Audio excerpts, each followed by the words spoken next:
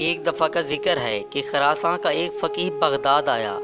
ہارون الرشید کو بھی اس سے ملاقات کا شوق پیدا ہوا تو اس نے اسے دربار میں بلایا۔ فقیہ اس عزت افزائی پر پھولے نہیں سما رہا تھا اور ہارون پر اپنے علم کی داغ بٹھانے کی کوشش کر رہا تھا کہ اچانک کہیں سے پھرتے پھراتے بہلول بھی دربار میں آ نکلے۔ خلیفہ نے بیٹھنے کا اشارہ کیا۔ فقیہ نے بہلول کا معمولی لباس، بسیدہ گدڑی اور جوتے دیکھے تو خلیفہ سے بولا، آپ بہت مہربان اور فراخ دل ہیں کہ معمولی انسانوں کو بھی اپنے دربار میں بٹھا کر عزت دیتے ہیں۔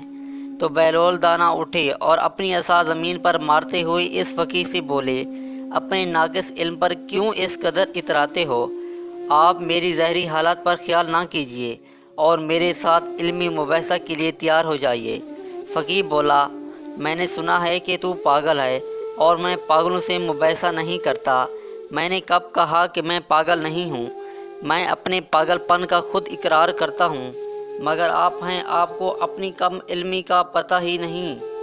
ہارون نے قہر آلود نگاہوں سے بہلول کی طرف دیکھا اور بولا، بہلول خاموش ہو، تمہیں پتہ نہیں کہ یہ خراساں کے نامور فقیہ ہیں؟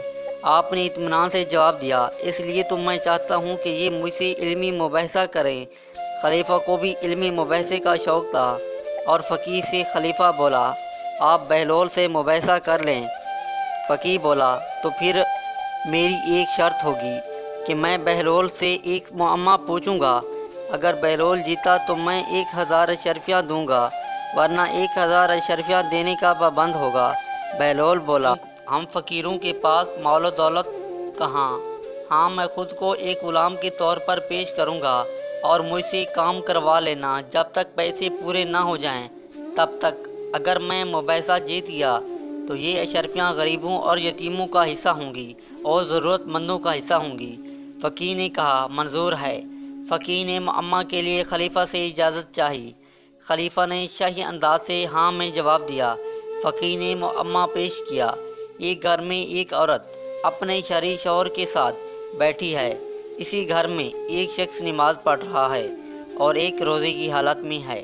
اچانک دروازے پر دستک ہوتی ہے اور ایک شخص اندر داخل ہوا، جس کے آنے سے بیوی شوہر پر حرام ہو گئی، نماز پڑھنے والے کی نماز باطل ہو گئی اور روزہ بھی باطل ہو گیا۔ کیا تم بتا سکتے ہو کہ باہر سے آنے والا شخص کون ہے؟ دربار میں سناٹا چھا گیا۔ بہلول دانا جلدی سے بولا کہ یہ شخص عورت کا پہلا شوہر ہے جو سفر پر تھا اور خبر ملی تھی کہ یہ شخص دوران سفر انتقال کر گیا ہے۔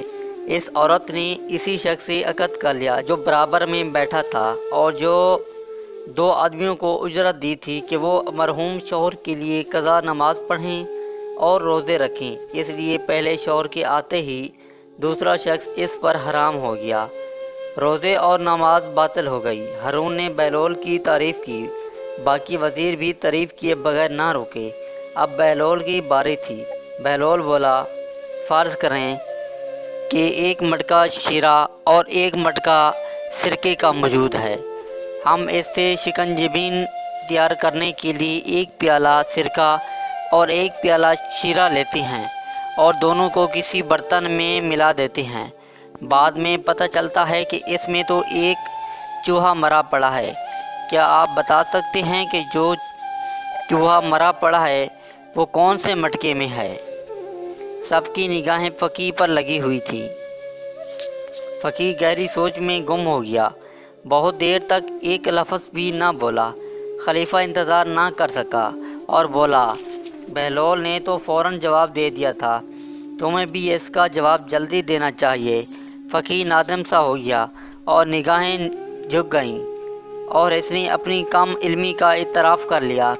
خلیفہ نے بہلول سے کہا کہ آپ ہی اس کا جواب دے دیں۔ بہلول بولا کہ چوہے کو نکال کر دھو لیں اور اس کا پیٹ چاک کر لیں۔ اگر پیٹ میں سرکہ ہوگا تو یہ سرکے کے مٹکے میں تھا، اور اگر پیٹ میں شیرہ ہوا تو سمجھ لینا کہ یہ چوہا شیرے کے مٹکے میں تھا، تو پھر وہ مٹکا ضائع کر دینا چاہیے۔ فقیہ نے 1000 اشرفیوں کی تھیلی بہلول کے آگے کر دی۔ بہلول نے باہر جا کر وہ اشرفیاں ضرورت مندوں میں تقسیم کر دیں۔ اور خالی ہاتھ اپنے بسیرے پر پہنچ گئے۔ کسی کی ظاہری حالت کو دیکھ کر کم تر نہیں سمجھنا چاہیے۔